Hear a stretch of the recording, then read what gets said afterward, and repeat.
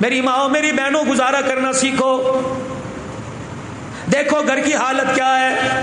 تمہارے زبان کے کڑوے بولنے کس کس چیز کو متاثر کر رکھا ہے.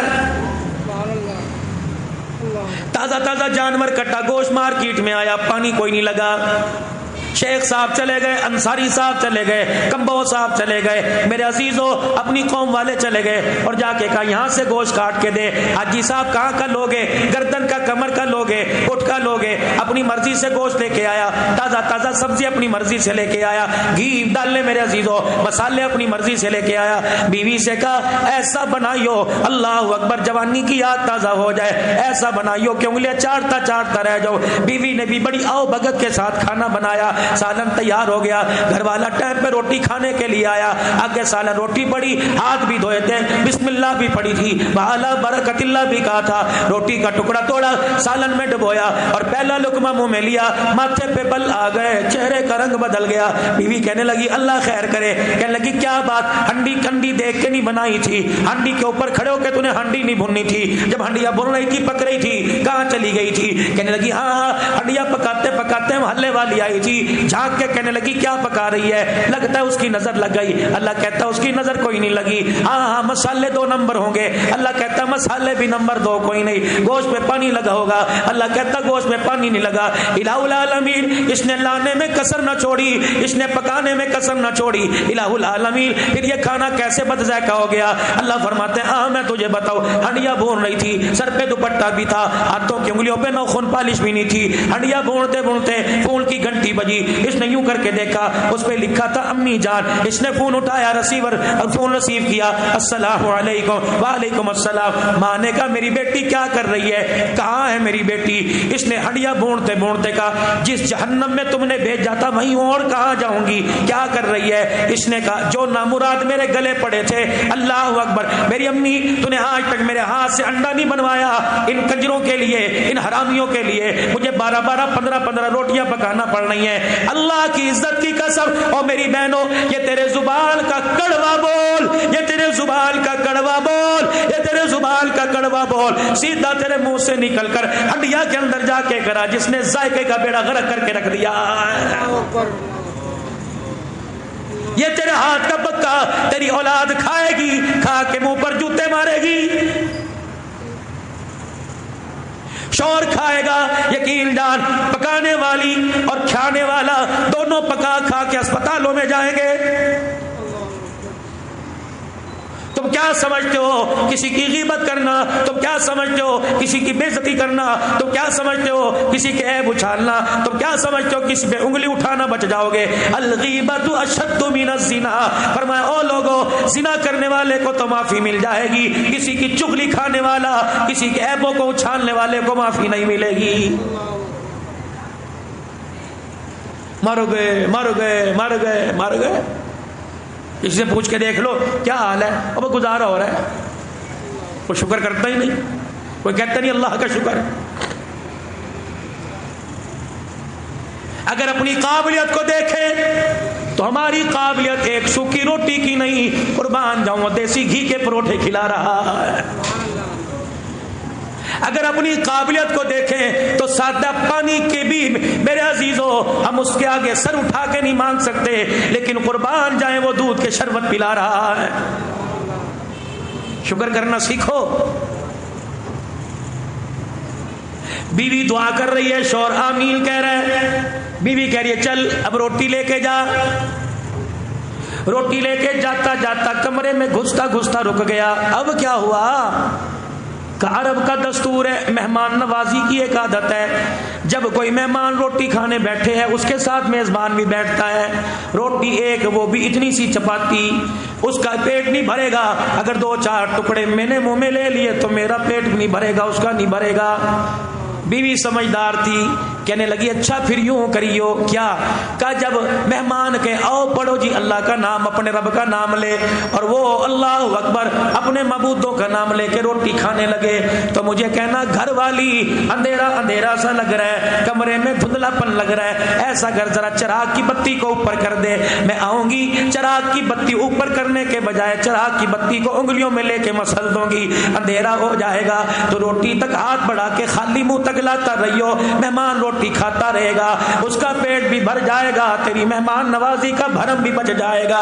اللہ اکبر۔ جب دسترخوان لگا، گھر والی ذرا چراغ ذرا اونچا کر دے، روشنی ذرا تیز کر دے، گھر والی نے چراغ اونچا کرنے کے بجائے چراغ بجھا دیا۔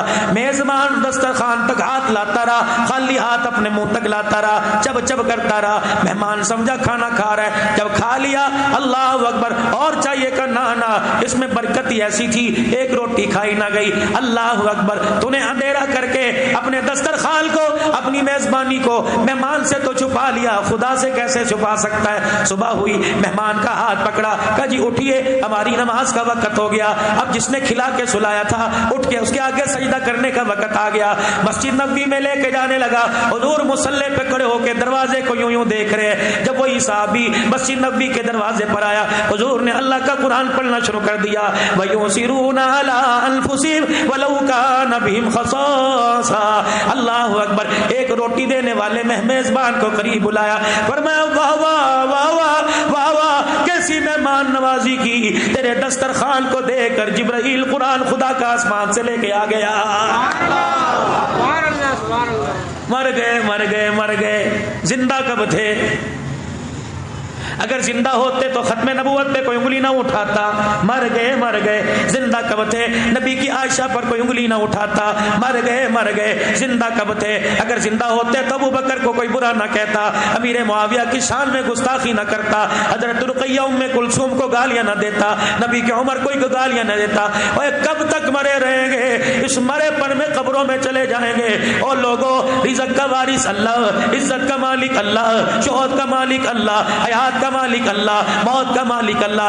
ڈٹ جاؤ ڈٹ جاؤ، کفر کے مقابلے میں ڈٹ جاؤ۔ رب کعبہ کی قسم ہے، بدر کا میدان تھا، 313 میدان کے اندر اترے، پیر میں جتی کوئی نہیں، سر پہ ٹوپی کوئی نہیں، کال پگڑی کوئی نہیں، پیٹ میں روٹی کوئی نہیں، تن پہ کپڑا کوئی نہیں، لیکن میرے عزیزوں ایمان کا جذبہ لے کے اترے تھے۔ ان کے ایمان کی طاقت کو دیکھ کر جبرائیل بھی اپنا لشکر لے کے ان کے ساتھ آ کے کھڑا ہو گیا تھا۔ شکر کیجیے اللہ کا ادا، ہر حال میں اللہ کا شکر۔ 3 باتوں کا خیال رکھ لو، ہمیشہ ہمیشہ کامیاب رہو گے۔ پہلی بات یہ، کبھی بھی اپنے دسترخوان پر، کبھی بھی اپنے دسترخوان پر میرے عزیزو، اللہ اکبر، کبھی بھی میرے عزیزو اپنے دسترخوان پر حرام کا لقمہ لے کے نہ آنا۔ بچوں نے آگ مانگے، کہتے بیٹے گنجائش کوئی نہیں، بچوں نے فروٹ مانگا، کہتے بیٹے گنجائش کوئی نہیں، ان کی فرمائش بے شک 15 دن میں پوری کر، ان کی فرمائش بے شک 10 دن کے اندر پوری کر۔ خبردار اپنے بچوں کے لیے حرام نہ لے کے آئیو۔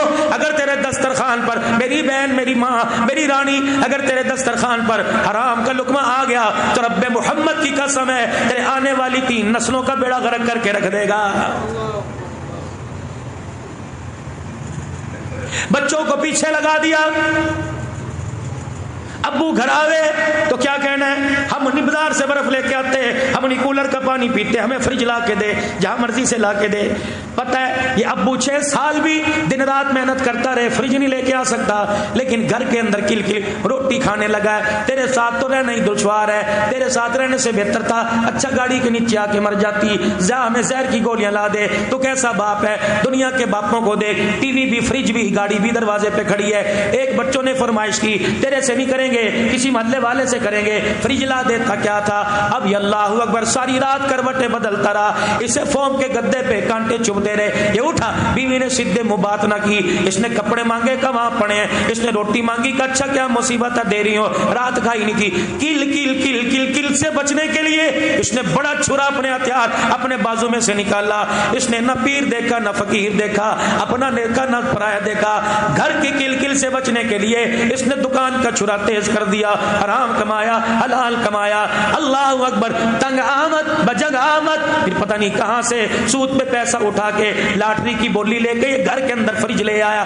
تو نے فریج کے اندر برف کا پانی، ایک پیالہ پانی کا رکھا، برف کا پیالہ جب فریج کے اندر جب کے باہر آیا، فرشتے نے اعلان کیا اور اعلان کر کے کہنے لگا اے برف کا پیالہ نکالنے والی، تو نے اس برف کے پیالے میں پتہ نہیں کتنے مظلوموں کا خون ڈالا ہوا ہے، پی لے، شربت بنا کے پی، روح افزا بنا کے پی، دودھ سوڈے بنا کے پی، میٹھا دودھ کر کے کلو کلو پی جا، گٹ گٹ کر کے پی جا، لیکن اس پیالے کو، اس ٹھنڈے برف کے پیالے کو اپنے ہونٹوں کے لگانے سے پہلے سوچ لینا پتہ نہیں کتنے مظلوموں کا خون اس میں آیا ہوا ہے، پتہ نہیں کتنے پریشانوں کے آنسو اور دم اس میں آئے ہوئے ہیں۔ برف کا پیالہ تو تجھے مل گیا، خدا کی طرف سے فرشتہ اعلان کر رہا ہے تجھے حوض کوثر سے محروم کر دیا گیا ہے۔